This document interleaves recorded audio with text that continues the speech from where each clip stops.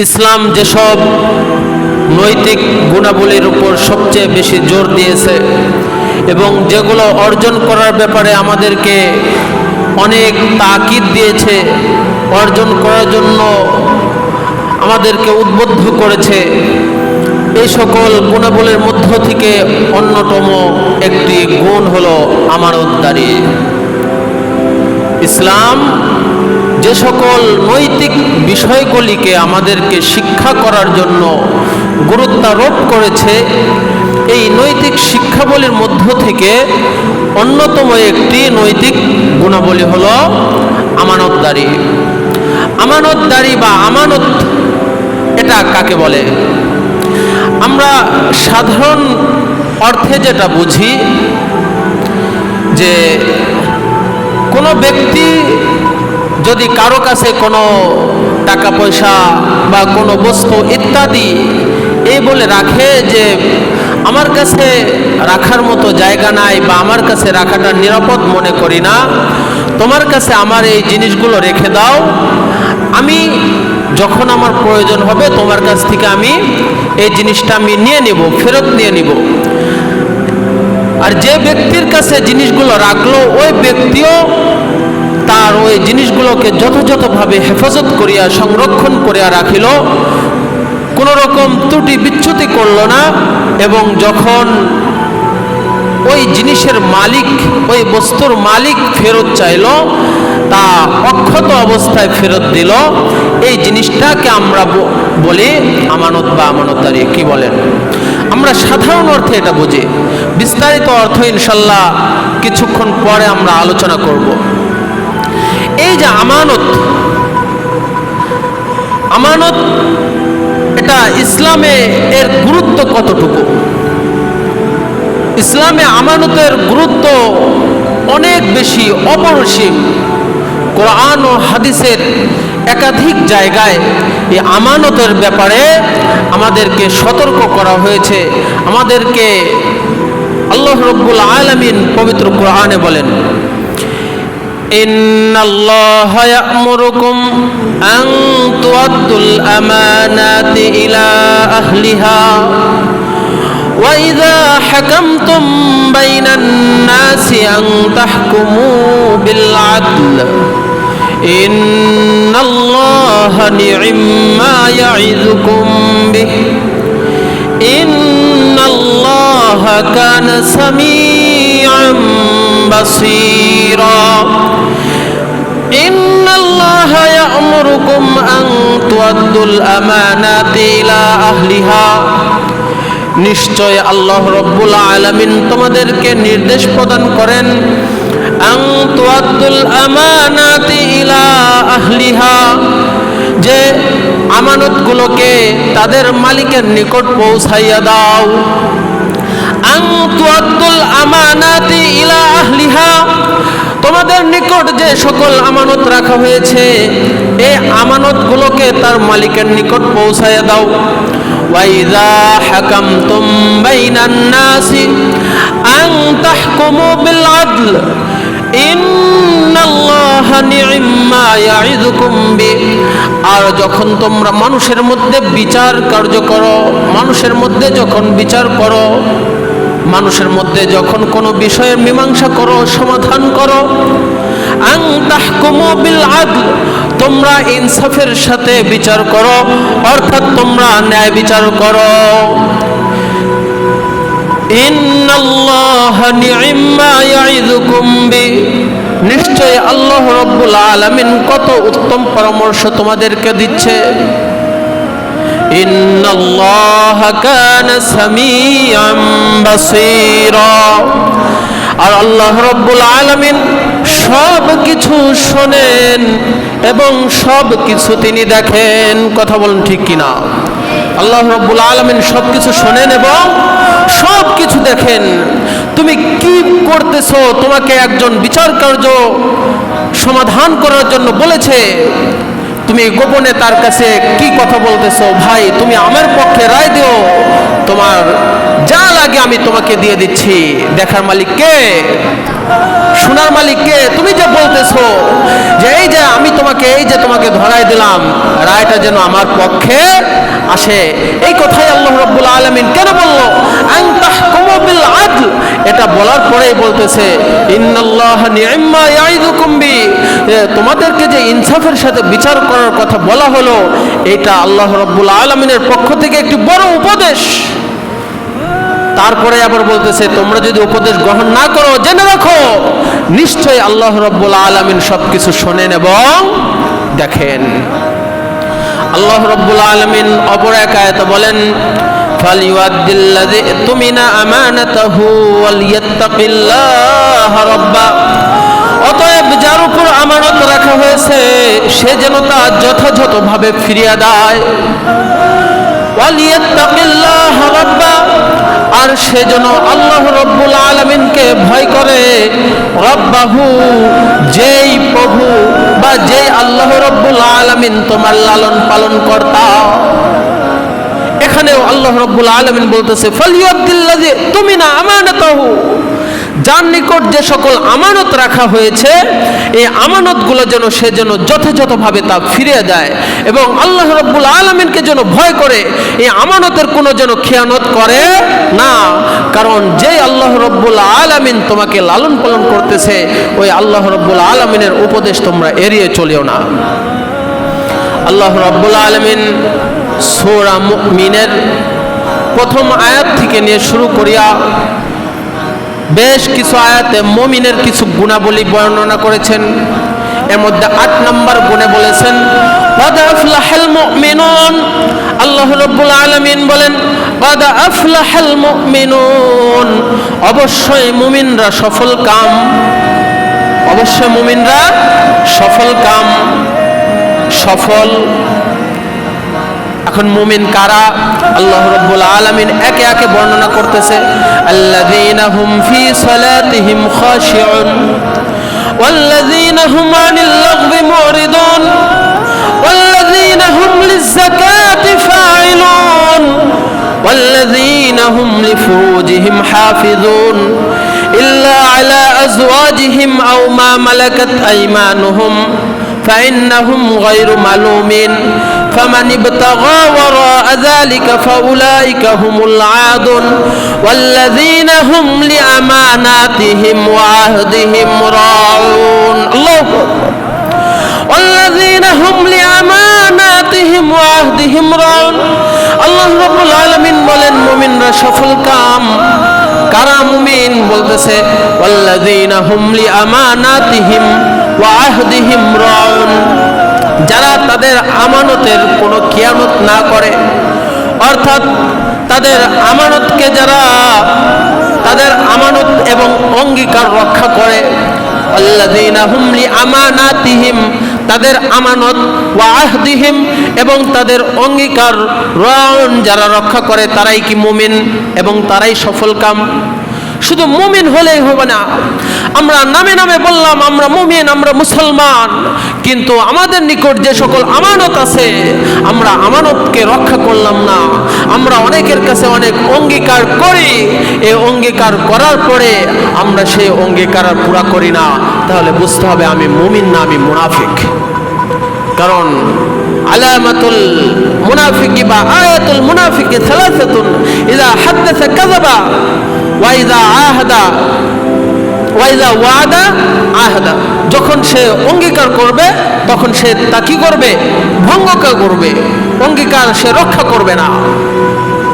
এখানে এজন্য মুমিনের গুণ অঙ্গীকার করবে, রন সে কি করবে? রক্ষা করবে। আর মুনাফিকের আলামত সে যদি কোনো অঙ্গীকার করে সে তার অঙ্গীকার রক্ষা করবে না। সামনে আমাদের নির্বাচনের সময় দেখবেন সব শ্রেণীর নেতারা, সব শ্রেণীর কত রকম অঙ্গীকার আমাদের সামনে করবে। আমরা এই করে দেব, আমরা এই করে দেব, কিন্তু যখন সে নির্বাচিত হয়ে যায় সে আর তার অঙ্গীকার পুরা করে না। যদি করে তাহলে সে মুমিন, আর যদি অঙ্গীকার করার পরে যদি ওই অঙ্গীকার পুরো না করে সে মুনাফিক। কথা বলুন ঠিক কিনা? এটা কার কথা? আল্লাহ রাব্বুল আলামিনের কথা, আমার কথা না। যে আল্লাযীনা হুম লিআমানাতিহিম ওয়া আহদিহিম রাউন, যারা মুমিন হতে হলে তার আমানতকে রক্ষা করতে হবে, সে যা অঙ্গীকার করবে তার অঙ্গীকার রক্ষা করতে হবে। আর যদি তার অঙ্গীকার করে যদি অঙ্গীকার রক্ষা করতে না পারে সে মুনাফিক। কারণ যে মুমিন নয় সেই কি? মুনাফিক। আল্লাহ রাসূল সাল্লাল্লাহু আলাইহি ওয়াসাল্লাম এই আমানত রক্ষার ব্যাপারে তার অসংখ্য হাদিসের মধ্যে অসংখ্য জায়গায় আমানতের কথা বলেছে। হযরত আনাস ইবনে মালিক রাদিয়াল্লাহু তাআলা আনহু থেকে বর্ণিত, তিনি বলেন যে আল্লাহ রাসূল সাল্লাল্লাহু আলাইহি ওয়াসাল্লাম সচরাচর কথাটা বলেন না, কিন্তু যখন দেখেন যে এই কথাটা না বললেই নয়, বলতেই হয়, তখন আল্লাহ রাসূল সাল্লাল্লাহু আলাইহি ওয়াসাল্লাম বলেন লা আমানাতা লা ঈমানা ওয়ালা আমানাতা, অর্থাৎ যার আমানত নেই সে মুমিন নয়। যার মধ্যে কোনো আমানতদারি নয় সে কি নয়? মুমিন নয়। আল্লাহ রাসূল সাল্লাল্লাহু আলাইহি ওয়াসাল্লাম অপর এক হাদিসে বলেন আদ্দিল আমানাতা ইলা মান ইতামানাকা ওয়ালা তাখুন মান খানাকা। আল্লাহ রাসূল সাল্লাল্লাহু আলাইহি ওয়াসাল্লাম বলেন আদ্দিল আমানাতা ইলা মান ইতামানাকা, তোমার নিকট যারা আমানত রেখেছে তোমরা তাদের আমানতকে পুরা করে দাও। ওয়ালা তাখুন মান খানাকা, আর যারা তোমার সাথে খেয়ানত করে তুমি তাদের সাথে খেয়ানত করিও না। অর্থাৎ কেউ যদি তোমার আমানতের খেয়ানত করে, পরবর্তীতে যদি সেও যদি তোমার নিকট কোনো আমানত রাখে, তুমি তার আমানতের খেয়ানত করিও না। সে ভুল করেছে, তুমি ভুল করিও না। ওয়ালা তাখুন মান খানাকা, তোমার নিকট যদি কেউ কোনো কিছু আমানত রাখে তুমি তার আমানতের খেয়ানত করিও না। আল্লাহ রাসূল সাল্লাল্লাহু আলাইহি ওয়াসাল্লাম বলেন 6টি জিনিসের যদি তোমরা আমার কাছে জামিন দিতে পারো, তোমরা যদি আমার কাছে 6টি জিনিসের অঙ্গীকার করতে পারো, আমি তোমাদেরকে জান্নাতের জামিন দিয়ে দিলাম, আমি তোমাদেরকে জান্নাতের অঙ্গীকার দিয়ে দিলাম। সুবহানাল্লাহ। আল্লাহ রাসূল সাল্লাল্লাহু আলাইহি ওয়াসাল্লাম বলেন ইজমানু লি সিদ্দাম মিন আনফুসিকুম, তোমরা যদি তোমাদের পক্ষ থেকে আমাকে 6টি জিনিসের জামিন দাও, আজমানা লাকুমুল জান্নাহ, আমি তোমাদেরকে জান্নাতের জামিন দিয়ে দিলাম। উসদুকু ইযা হাদাসতুম, যখন তোমরা কথা বলবে তোমরা সত্য কথা বলবে। 1 নম্বর উসদুকু ইযা হাদাসতুম, যখন তোমরা কথা বলবে তখন তোমরা সত্য কথা বলবে। আমরা তো কথায় কথায় শুধু মিথ্যা আর মিথ্যা আর মিথ্যা বলতেই থাকি। আমরা হাসির সুরতে এমনি মিথ্যা বলি, প্রয়োজন ছাড়া মিথ্যা বলি, আর যখন প্রয়োজন দেখা যায় তখন তো বলি। যখন আমার সামনে মুসিবত তখন তো মিথ্যা বলি। আমার কাছে কেউ ফোন করেছে যে হুজুর আপনি এখন কোথায়? আমি ঈশ্বরদীর দিকে রওনা দিয়েছি, আমি এখনো চানমারি পাই নাই। আমি বলতেছি ভাই আমি পিয়ারপুরে আর 2 মিনিট, অথচ আমার সময় লাগবে এখনো 7 মিনিট। আমি বলতেছি আমি পিয়ারপুরে আর 2 মিনিটের মধ্যে চলে আসব। আচ্ছা আপনি যদি তাকে বলতেন ভাই আমি এখনো সারাঘাট আসি, আমার হয়তো 5-7 মিনিট দেরি লাগবে, তার যদি প্রয়োজন হয় সে কি চলে যাবে? কারণ আমি কেন বললাম যে আমি এই তো পিয়ারপুরে, কি প্রয়োজন? আমরা হাসির সুরতে অনেক মিথ্যা বলি। তো আল্লাহ রাসূল সাল্লাল্লাহু আলাইহি ওয়াসাল্লাম বলেন উসদুকু, তোমরা সত্য বলো, ইযা হাদাসতুম, যখন তোমরা কথা বলবে। এই কথা বলার সত্যতার তোমরা যদি আমার নিকট জামিন দিতে পারো, আমি তোমাদেরকে জান্নাতের জামিন দিয়ে দিলাম। সুবহানাল্লাহ। ওয়াউফু ইযা ওয়া'আদতুম, আর যখন তোমরা কোনো বিষয়ের অঙ্গীকার করবে তোমরা সেই অঙ্গীকারকে পুরা করো। এই হাদিসের মধ্যে আল্লাহ রাসূল সাল্লাল্লাহু আলাইহি ওয়াসাল্লাম বলতেছেন ওয়াউফু ইযা ওয়া'আদতুম, যখন তোমরা কোনো অঙ্গীকার করবে তখন তোমরা সেই অঙ্গীকারকে পুরা করো। ওয়া'আদু ইযা আতুমিনতুম, আর তোমাদের নিকট যদি কোনো আমানত রাখা হয় তোমরা সেই আমানতকে আদায় করে দাও। 3 নাম্বার, তোমাদের নিকট যদি কোনো আমানত রাখা হয় তোমরা সেই আমানতকে পুরা করিয়া দাও। ওয়াহফাযু ফুরুজাকুম, 4 নাম্বার বিষয়টা খুবই গুরুত্বপূর্ণ বিষয়। ওয়াহফাযু ফুরুজাকুম, এবং তোমরা তোমাদের লজ্জাস্থানের হেফাজত করো। এই বিষয়ের যদি আমাকে জামিন দিতে পারো তাহলে তোমাদের জন্য আমি জান্নাতের জামিন দিয়ে দিলাম। قد أفلح المؤمنون الذين هم في صلاتهم خاشعون والذين هم عن اللغو معرضون والذين هم للزكاة فاعلون والذين هم لفروجهم حافظون। এখানে আল্লাহ রাব্বুল আলামিন সূরা মুমিনের মধ্যে মুমিনের পরিচয় দিতে গিয়ে বলেন ওয়াল্লাযীনা হুম লিফুরুজিহিম হাফিজুন, যারা তাদের লজ্জাস্থানের হেফাজত করবে, যারা তাদের লজ্জাস্থানের হেফাজতকারী তারা হলো প্রকৃত মুমিন। ওয়াল্লাযীনা হুম লিফুরুজিহিম হাফিজুন। আর এখানেও আল্লাহর রাসূল সাল্লাল্লাহু আলাইহি ওয়াসাল্লাম বলেন ওয়াহফাযু ফুরুজাহুম, তোমরা যদি তোমাদের লজ্জাস্থানে হেফাজত করো আমি তোমাদের জন্য আমি জান্নাতের জামিন হয়ে গেলাম। ওয়াআদ্দু ওয়াগুদ্দু আবসারাকুম, এবং তোমরা যদি তোমাদের দৃষ্টিকে সংযত রাখো, তোমাদের চক্ষুকে যদি হেফাজত করো, অর্থাৎ তোমাদের চক্ষু দ্বারা যে সকল জিনিস দেখা নিষিদ্ধ সেই সকল জিনিস যদি তোমরা না দেখো, তোমরা যদি নিষিদ্ধ বস্তু নিষিদ্ধ জিনিস যদি না দেখো তাহলে আমি তোমাদের জন্য জান্নাতের জামিন হয়ে গেলাম। ওয়াকুফু আইদিয়াকুম, এবং তোমরা যদি তোমাদের হাতকে সংযত করো, তোমাদের হাতকে সংযত করো। 6 নাম্বার, হাতকে সংযত করার অর্থ অনেক। আমার এই হাত দ্বারা আমি কোনো চুরি করব না, আমি এই হাত দ্বারা কোনো অন্যায় করব না, এই হাত দ্বারা আমি কোনো জালিমের পক্ষে আমি কোনো রায় লিখব না, এই হাত দ্বারা আমি কাউকে অন্যায়ভাবে হত্যা করব না, এই হাত দ্বারা আমি কোনো খারাপ ইঙ্গিত করব না।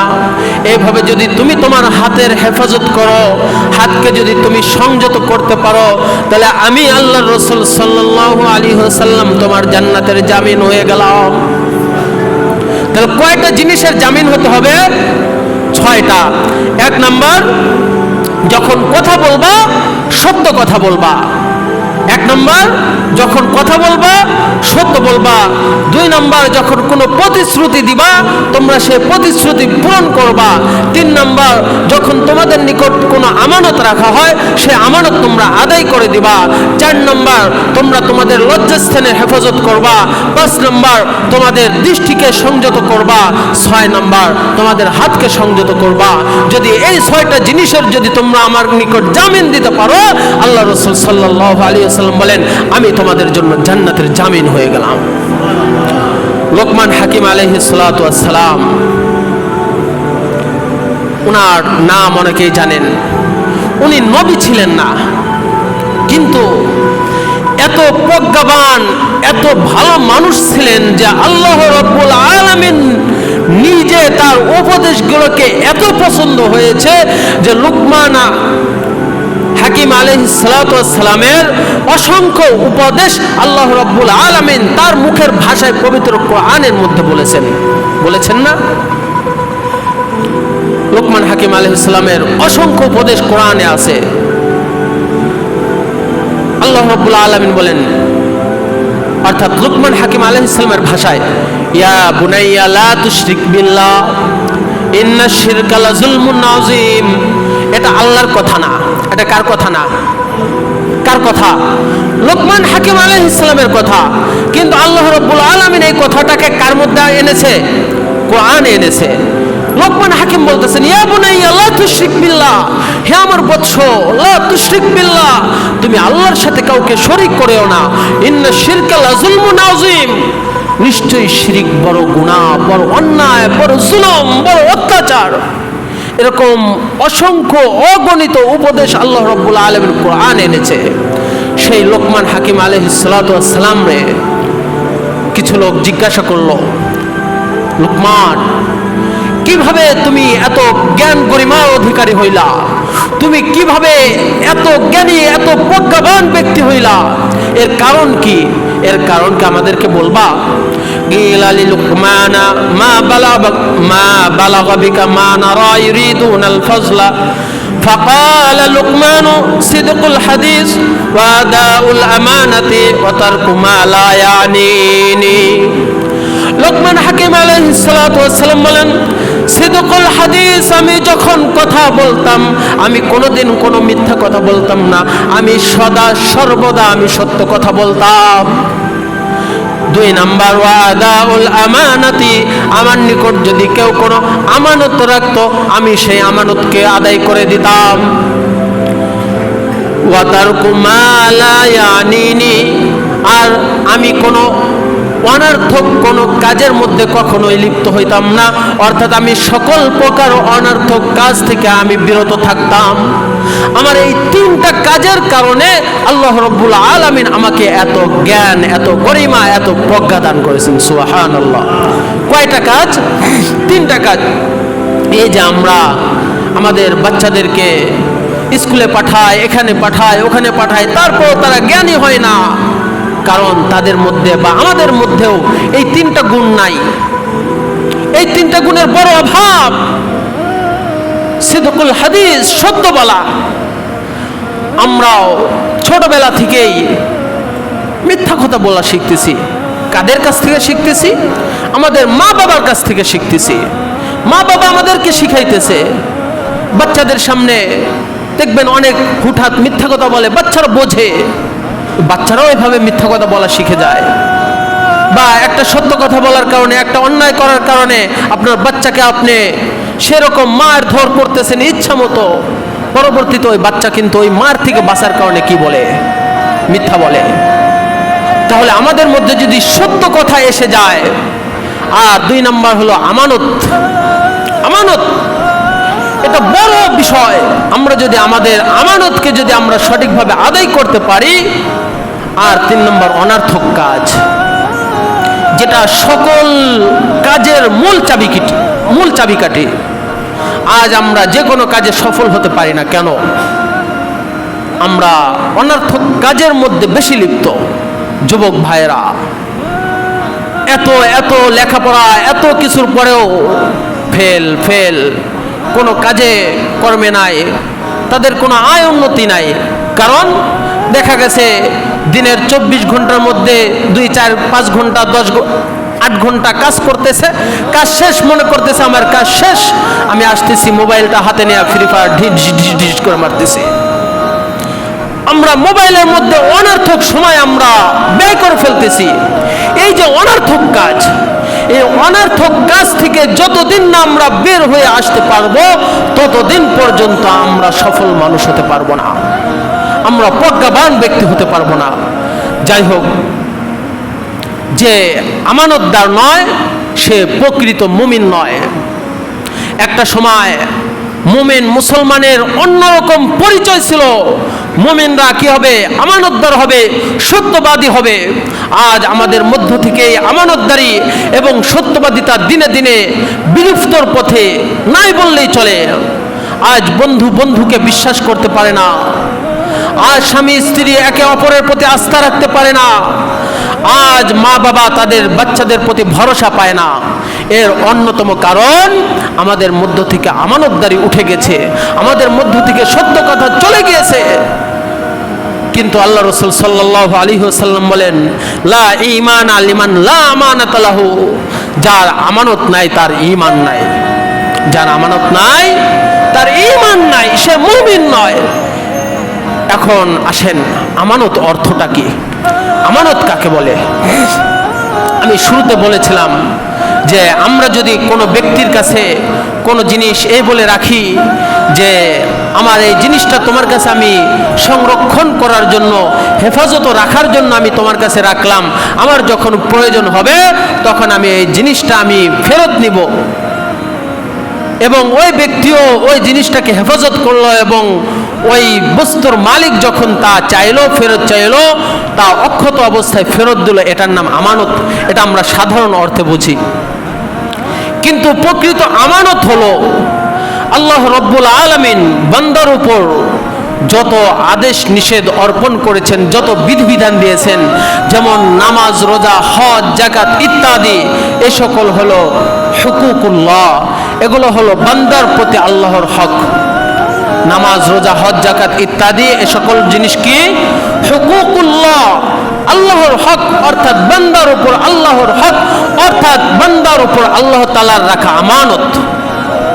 যে বান্দাকে এই সকল জিনিস আমানত হিসেবে দিয়েছে, যে তোমরা তোমার নামাজকে কায়েম করো, তোমাদের সম্পদ দিয়েছি, তোমরা তোমাদের সম্পদের যাকাত আদায় করো, তোমাদেরকে আমি সুস্থ রেখেছি, তোমাদের রোজার মাস এসেছে, তোমরা রোজা রাখো, এই সকল জিনিস বান্দার উপর আমানত।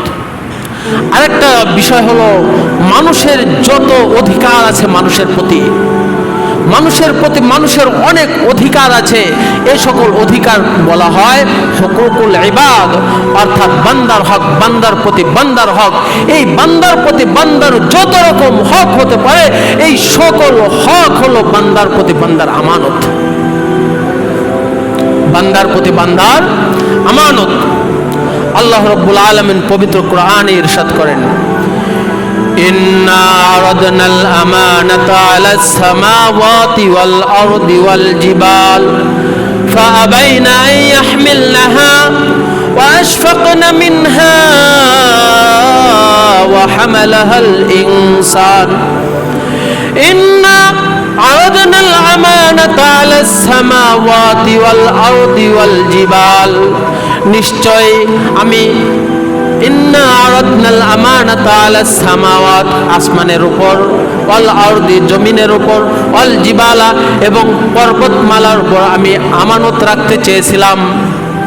ফাআবাইনা আন ইয়াহমিলনাহা, কিন্তু তারা সকলে এই আমানত রাখতে, এই আমানতের ভার সহ্য করতে অস্বীকার করলো। ওয়া আশফাকনা মিনহা, এবং ভয় পেল যে আমরা এই আমানত রক্ষা করতে পারবো না। ওয়া হামালাহাল ইনসান, আর মানুষ সেই আমানতকে বহন করলো। সুবহানাল্লাহ। তাহলে আসমান, জমিন, পর্বতমালা, এই সকল জিনিস আল্লাহ রাব্বুল আলামিনের আমানত রাখতে অস্বীকার করলো এবং ভয় পেল যে আমরা আমানত রাখতে পারবো না। অবশেষে মানুষ এই আমানতকে গ্রহণ করলো। এখানে আমানত বলতে কি বোঝানো হয়েছে? ইন্না আরাদনাল আমানাতা, এখানে আমানত বলতে কি বোঝানো হয়েছে?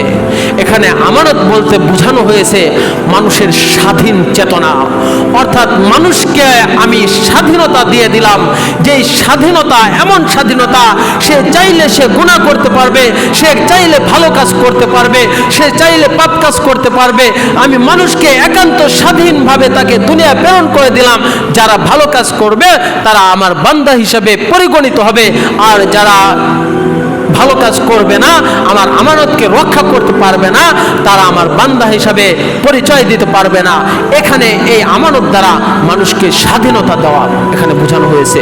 যে স্বাধীনতাটা পাহাড়, আসমান, জমিন বলেছে আমরা এই স্বাধীনতাটা আমাদের রক্ষা করতে পারবো না, কিন্তু মানুষ তা স্বীকার করেছে। স্বীকার করার পরে যারা আল্লাহ রাব্বুল আলামিনের যত আমানত আছে যারা রক্ষা করতে পারবে তারা প্রকৃত আল্লাহ তাআলার গোলাম, আর যারা আল্লাহ তাআলার এই আমানত রক্ষা করতে পারবে না তারা গোলাম না, তারা মুমিন না। আমরা ছোট বড় মানুষ, এই পৃথিবীতে যত ধরনের মানুষ আছে, আমাদের প্রত্যেক মানুষের প্রতি অনেক দায়িত্ব আছে, অনেক কর্তব্য আছে। এই প্রত্যেকটা দায়িত্ব, প্রত্যেকটা কর্তব্যই এক একটা করে আমানত। আল্লাহ রাসূল সাল্লাল্লাহু আলাইহি ওয়াসাল্লাম বলেন, কুল্লুকুম রাইন ওয়া কুল্লুকুম মাসউলুন আন রাইয়াতিহি ফাল আমিরুল লাযী আলান নাসি রাইন আলাইহিম ওয়া হুয়া মাসউলুন আনহুম ওয়ার রাজুলু রাইন আলা আহলি বাইতিহি ওয়া হুয়া মাসউলুন আনহুম ওয়াল মারআতু রাইয়াতুন আলা বাইতি বালিহা ওয়া ওয়ালাদিহি ওয়া হিয়া মাসউলাতুন আনহুম ওয়া আবদুর রাজুলি রাইন আলা বাইতি সাইয়্যিদিহি ওয়া হুয়া মাসউলুন আনহু আলা ফাকুল্লুকুম রাইন ওয়া কুল্লুকুম মাসউলুন আন রাইয়াতিহি। আল্লাহ রাসূল সাল্লাল্লাহু আলাইহি ওয়াসাল্লাম বলেন, তোমরা প্রত্যেকেই দায়িত্বশীল, তোমাদের প্রত্যেকেরই কিছু কিছু দায়িত্ব আছে, আর তোমাদের প্রত্যেককেই কাল কিয়ামতের দিন তোমাদের দায়িত্ব সম্পর্কে জিজ্ঞাসিত করা হবে, জিজ্ঞাসাবাদ করা হবে, প্রশ্ন করা হবে। ফাল আমিরুল্লাযী আলান নাসি রাইন আলাইহিম, সুতরাং যে রাষ্ট্রপ্রধান, যে রাষ্ট্রের আমির, যে রাষ্ট্রের শাসক, ওই রাষ্ট্রপ্রধানকে, রাষ্ট্রের শাসককে কাল কিয়ামতের দিন রাষ্ট্রের যত জনগণ আছে সকল জনগণের ব্যাপারে তাকে জিজ্ঞাসাবাদ করা হবে। তুমি অমুক জেলার প্রশাসক, অমুক জেলার অমুক থানার এমপি, অমুক থানার মন্ত্রী, তোমাকে ওই থানার যত জনগণ আছে সমস্ত জনগণের ব্যাপারে তোমাকে জিজ্ঞাসাবাদ করা হবে। তুমি অত নং ইউনিয়নের চেয়ারম্যান, তোমাকে ওই ইউনিয়নের যত জনগণ আছে সকল জনগণের ব্যাপারে তোমাকে জিজ্ঞাসাবাদ করা হবে। তুমি অত নং ওয়ার্ডের মেম্বার, তোমাকে এই ওয়ার্ডের জনগণ সম্পর্কে তোমাকে জিজ্ঞাসা করা হবে। والرجل راع على أهل بيته وهو مسؤول عنهم, তুমি তোমার পরিবারের কর্তা, তোমার পরিবার সম্পর্কে তোমাকে কাল কিয়ামতের দিন প্রশ্ন করা হবে, জিজ্ঞাসাবাদ করা হবে। তুমি তোমার পরিবারের কর্তা ছিলা, তোমার কথা সকলেই মেনে চলতো, তুমি কেন তোমার পরিবারকে, তোমার ছেলের বউদেরকে, তোমার স্ত্রীকে, তোমার মেয়েকে কেন তুমি তাদেরকে পর্দার আওতায় আনতে পারলা না? কেন তুমি তাদেরকে পর্দার বিধান শিক্ষা দিলা না? তোমাকে জিজ্ঞাসা করা হবে। তুমি পরিবারের কর্তা হয়ে গেছো, সকল কাজ তোমার কথাই হইতেছে, তুমি তাদেরকে ইসলামের পথে আনতে পারলা না, তুমি তাদেরকে দিন শিক্ষা দিতে পারলা না, তুমি তাদেরকে নামাজ শিক্ষা দিতে পারলা না, তুমি তাদেরকে পর্দার বিধান শিক্ষা দিতে পারলা না, তোমাকে কাল কিয়ামতের দিন জিজ্ঞাসাবাদ করা হবে। এই জন্য ভাইয়েরা আমার, যারা পরিবারের কর্তা আছে, বিশেষ করে যারা পরিবারের মুরব্বী, তারা খুব সাবধান। আমার ছেলেকে যদি আমি দিন শিক্ষা নাও দিতে পারি, কমপক্ষে এখনো আমি বাড়ির কর্তা, আমার নাতি যারা আছে তাদেরকে আমি দিন শিক্ষা শিক্ষিত করব, এই আরাদে এখন থেকেই করেন। যদি না করেন, কাল কিয়ামতের দিন আল্লাহ রাব্বুল আলামিন আপনাকে প্রশ্ন করবে। কিয়ামতের দিন বিশাল কঠিন দিন, খুবই ভয়াবহতার দিন। কেউ কাকে এক চুল পরিমাণ ছাড় দিবে না। আপনি কি মনে করেছেন আপনার বিবিকে যখন জাহান্নামের দিকে টানা হবে বেপরদার কারণে, তখন মনে করেছেন আপনাকে ফেলে রেখে যাবে? আপনাকে আল্লাহকে বলবে, আল্লাহ আমি তো অমকের অধীনে ছিলাম, অমক আমার স্বামী ছিল, সে তো কখনো আমাকে বেপরদায় বের হওয়ার জন্য আমাকে তো আঘাত করে নাই, আমাকে তো কখনো উপদেশ দেয় নাই, তাহলে আমি কেন একা জাহান্নামে যাব? আমার স্বামীকেও আমার সাথে নিয়ে দাও। আমার বাবা তো কখনো আমাকে পর্দার ব্যাপারে বলে নাই, আমার বাবাই তো আমাকে আরো বাজার থেকে টাইট ফিট আঁটো সাঁটো জামা কাপড় কিনে এনে দিয়েছে, বা আমার বাবাই তো আমাকে মার্কেট করার জন্য টাকা দিয়েছে। এখন তো মেয়ের ভালোবাসায়, আব্বু আমাকে এটা দাও, এটা দাও, আমাকে 5,000 টাকা দাও, আমি মার্কেটে যাব, আমি দিয়ে দিলাম। এখন তো ভালোবাসা দিচ্ছেন, এই ভালোবাসা কাল কিয়ামতের দিন আপনার জন্য কাল হয়ে দাঁড়াবে। কথা বলুন ঠিক কিনা? আমি কি মিথ্যা বলছি? একটা কথাও মিথ্যা নয়, কারণ আল্লাহ রাসূল সাল্লাল্লাহু আলাইহি ওয়াসাল্লামের ভাষাগুলো আমি বলতেছি। আল মারআতু রায়াতুন আলা বাইতি বালিহা ওয়া ওয়ালাদিহি। ও মা বোনেরা, তোমরাও শুনে রাখো, তোমরাও দায়িত্বশীল, তোমাদেরও অনেক দায়িত্ব আছে। তোমরা তোমাদের স্বামীদের ব্যাপারে যত্নবান হও, তোমাদের সন্তানদের ব্যাপারে যত্নবান হও।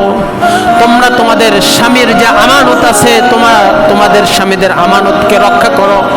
তোমার সন্তানদের প্রতি যে সকল দায়িত্ব আছে, এই দায়িত্বগুলো যথাযথভাবে পালন করো। যদি তোমার স্বামীর যত দায়িত্ব আছে, দায়িত্ব যদি যথাযথভাবে পালন না করো, তোমার সন্তানের প্রতি যত দায়িত্ব আছে, সকল দায়িত্ব যদি তুমি পালন না করতে পারো, কাল কিয়ামতের দিন তোমাকে আল্লাহ রাব্বুল আলামিন জিজ্ঞাসার কাঠগড়ায় দাঁড় করাবেন। কথা বলুন ঠিক কিনা? এই জন্য আমরা প্রত্যেকেই কোনো না কোনো দায়িত্বশীল। আজ আমি মসজিদের কমিটি, আমার মসজিদের ব্যাপারে কাল কিয়ামতের দিন আল্লাহ রাব্বুল আলামিন আমাকে জিজ্ঞাসাবাদ করবে। আমি মসজিদের ইমাম, আমাকে জিজ্ঞাসাবাদ করবে। আমি মসজিদের মুয়াজ্জিন, আমাকে জিজ্ঞাসাবাদ করবে। আমি মসজিদের মুসল্লি, আমাকেও কি ছাড় দিবে? আমাকেও কোনো ছাড় নাই। এই জন্য আমরা প্রত্যেকেই যে কোনোভাবে এক একজনের কাছে এক একজন কোনোভাবে দায়িত্বশীল আছি। আর আমরা যার ব্যাপারে যে দায়িত্বশীল তার ব্যাপারে ওই দায়িত্বটাই আমানত। আমরা যদি এই আমানতগুলোকে রক্ষা করতে না পারি তাহলে কাল কিয়ামতের দিন আল্লাহ তাআলার কাঠগড়ায় আমাদের দাঁড় হতেই হবে। আর যে ব্যক্তি আল্লাহ তাআলার কাঠগড়ায় দাঁড়াবে সেখান থেকে বেঁচে আসা সম্ভব নয়। এজন্য আল্লাহ তাআলার কাছে সবসময় দোয়া করা, আল্লাহ তুমি আমাকে বিনা হিসাবে নাজাত দিয়ে দিও, আমার কোনো হিসাব নিও না। কারণ আল্লাহ রাব্বুল আলামিন যদি কোনো বান্দার হিসাব নেয় সে কখনোই পার পাবে না। এই জন্য আমরা আজকের কোরআন ও হাদিসের আলোকে যে কথাগুলো শুনলাম, এই কথাগুলো থেকে আমরা যা বুঝতে পারলাম, আমাদের সম্পদ এগুলো আমাদের নিকট আমানত। এই সম্পদের যথাযথভাবে ব্যবহার করতে হবে। আমার সম্পদ ইসলামের রাস্তায় ব্যয় করতে হবে। আমার সম্পদ দ্বারা গরিব দুঃখীদের অসহায়দের সাহায্য করতে হবে। আমার সম্পদ দ্বারা অন্যায় কাজ করা যাবে না। আমার সম্পদ দ্বারা অশ্লীল কাজ করা যাবে না। আমার সন্তানেরা আমাদের কাছে আমানত। আমার সন্তানদেরকে যথাযথভাবে দ্বীনি শিক্ষায় শিক্ষিত করতে হবে, তাদেরকে দ্বীনের জ্ঞান দান করতে হবে, তাদেরকে ভালো পথে আনতে হবে, তাদেরকে নামাজ শিক্ষা দিতে হবে, তাদেরকে সৎ উপদেশ দিতে হবে। আমি আমার পরিবারের দায়িত্বশীল, আমার স্ত্রীদেরকে, আমার ছেলের বউদেরকে, আমার মেয়েদেরকে পর্দার বিধান শিক্ষা দিতে হবে। আমি মসজিদের কমিটি, মসজিদের ব্যাপারে যত কাজ রয়েছে সকল কাজকে সুন্দরভাবে আঞ্জাম দিতে হবে। এরকমভাবে আমরা প্রত্যেকটা বিষয়ের প্রতি দায়িত্বশীল এবং প্রত্যেকটা বিষয়ের প্রতি আমানতদার। এখন যদি আমরা আমানতকে রক্ষা করতে না পারি তাহলে আমরা মুমিন হব না। আর যদি আমরা মুমিন না হই, কদ আফলাহাল মুমিনুন, মুমিনরা সফলকাম, আমরা সফলকাম হতে পারবো না। আমরা মুনাফিকের খাতায় আমাদের নাম চলে যাবে। আল্লাহ রাব্বুল আলামিন আমাদেরকে মুনাফিকের খাতায় থেকে নামটা মুছে আমাদেরকে যেন সফল মুমিন হিসাবে কাল কিয়ামতের দিন আল্লাহ রাব্বুল আলামিন আমাদেরকে কবর থেকে উঠায়, এই দোয়া আমরা করি। সকলে বলি আমিন। ওয়া আখিরু দাওয়ানা আলহামদুলিল্লাহি রাব্বিল আলামিন।